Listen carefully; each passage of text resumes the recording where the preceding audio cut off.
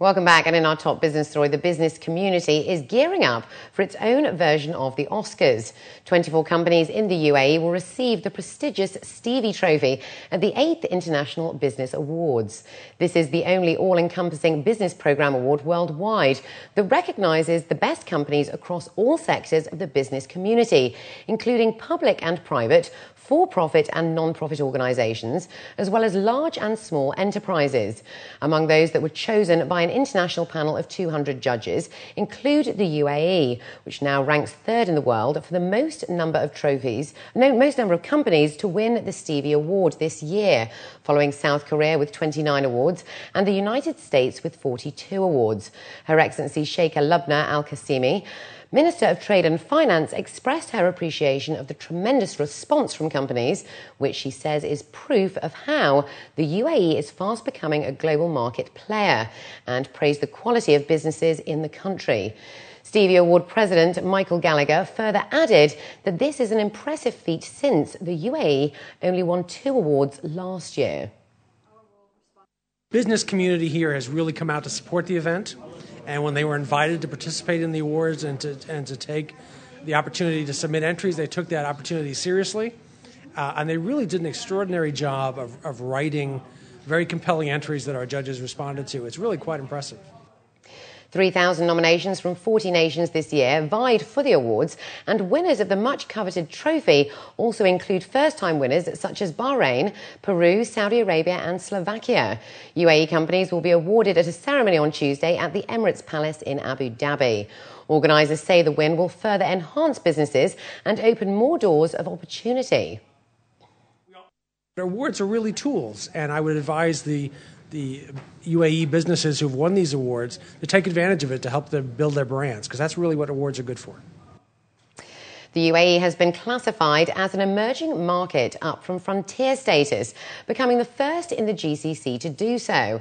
According to a local paper, the upgrade was issued by the Russell Global Index Series due to its economic development of markets, legal framework and breadth in liquidity, according to executives at Russell Global.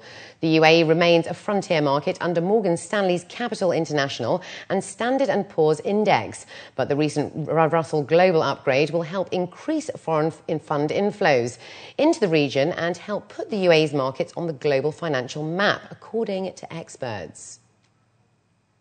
Foreign deposits with UAE banks recorded a boost of 15 billion dirhams in the first half of the year, totaling 66.2 billion at the end of June, from 51.5 billion at the end of 2010.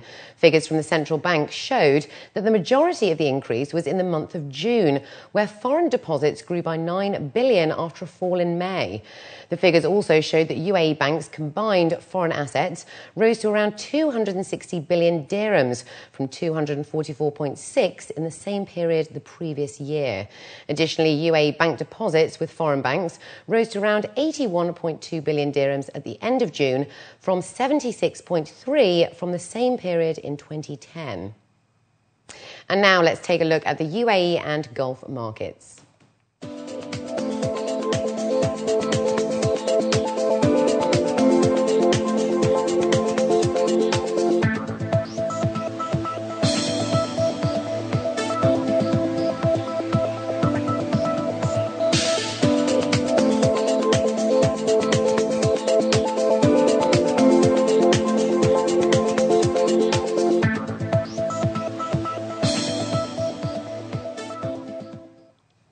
And in our world business news, Belgian caretaker Prime Minister Yves Le Terme said that Belgium and France will hold a final round of talks to determine the fate of stricken Franco-Belgian bank Dexia in Brussels.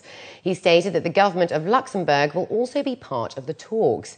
He added that their objectives are to consolidate the Belgian banking activities of Dexia Group, to isolate the activities from more risky elements from Dexia SA, and to find solutions for several aspects of the dossier in a consensual manner with all parties. Dexia helps finance hundreds of towns in both countries and became the first European bank to fall victim to the Eurozone crisis. The two countries plan to break up Dexia and provide state guarantees to cover a bad bank of assets. US President Barack Obama, in his weekly address, upped the pressure over his jobs bill before it faces a vote in the Senate next week. Senate Democrats will vote on his $447 billion jobs proposal for tax cuts and spending on Tuesday. Part of the initiative would be paid for by rising taxes on the wealthiest Americans. The president stated that some see this as class warfare and that we can either keep taxes exactly as they are for millionaires and billionaires, or we can ask them to pay at least the same rate as a plumber or a bus driver. Job growth will be key in next year's race for the White House, within the most recent employment report showing only modest gains. While inaugurating a vocational education programme under the aegis of All India Council for Technical Education in New Delhi on Saturday, India's educational minister said that it was his dream to introduce such a programme, and almost 50 crore people in India were deprived of skills required for technical jobs. He stated that over the past 2 years, they had decided to make arrangements for the youth of the country to be fully trained due to a lack of qualified personnel.